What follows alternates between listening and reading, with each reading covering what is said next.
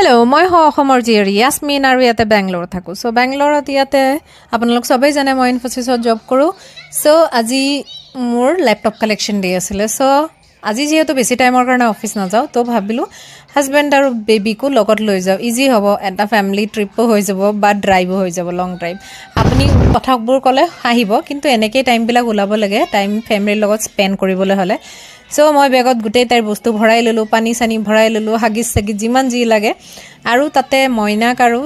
মোৰ হাজবেণ্ডক বাহিৰতে ৰিচিপশ্যনতে থৈ আহিলোঁ এতিয়া গৈ আছোঁ ভিতৰত কালেক্ট কৰিবৰ কাৰণে মই কেম্পাছৰ ভিতৰত গৈছোঁ আৰু ইয়াত আহি গৈছোঁ লিফ্টত আহি পেলাই কাৰণ মোৰ লিফ্টত এনেকুৱা ভয় লাগে তো মই লিফ্টত সেইটো এভইড কৰিবৰ কাৰণে কি কৰোঁ বাহিৰৰ ফটোবিলাক নহ'লে নিজৰ ভিডিঅ' নহ'লে বেলেগ কিবা কৰি থাকোঁ যাতে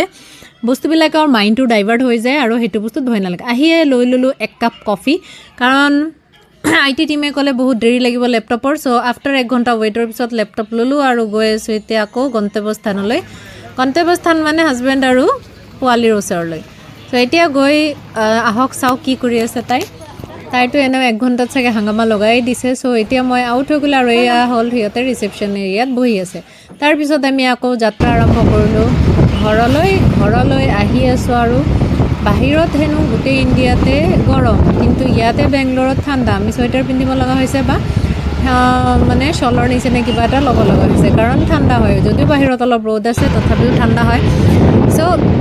জাৰ্ণি কৰোঁতে এটা কথা কওঁ কোনোবাই যদি আপোনালোকে কেৰিয়াৰ ৰিলেটেড একো এডভাইচ বিচাৰে বা বেংগলোৰত জব কেনেকৈ পাব পাৰে সেইবিলাক জানিব খোজে প্লিজ মোক কমেণ্ট ছেকশ্যনত জনাই দিব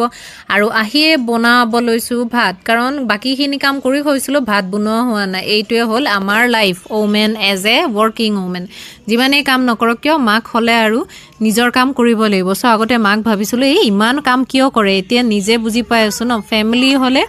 কাম কৰিবলৈ আজিলৈ ইমানে বাই যদি আপুনি মোৰ ভিডিঅ'বিলাক ভাল পাই চাই পেলাই প্লিজ লাইক ফ'ল' এটা শ্বেয়াৰ কৰি দিব আৰু কিবা কেৰিয়াৰ ৰিলেটেড ভিডিঅ'ৰ বিষয়ে কনচাৰ্ণ জানিবলৈ হ'লে বা বেংগলোৰত কেনেকৈ পঢ়িব লাগে কি কৰ্চ কৰিব লাগে কি কৰিলে ভাল হয় সেইবিলাক কমেণ্টৰ কাৰণে DM কৰিব বাই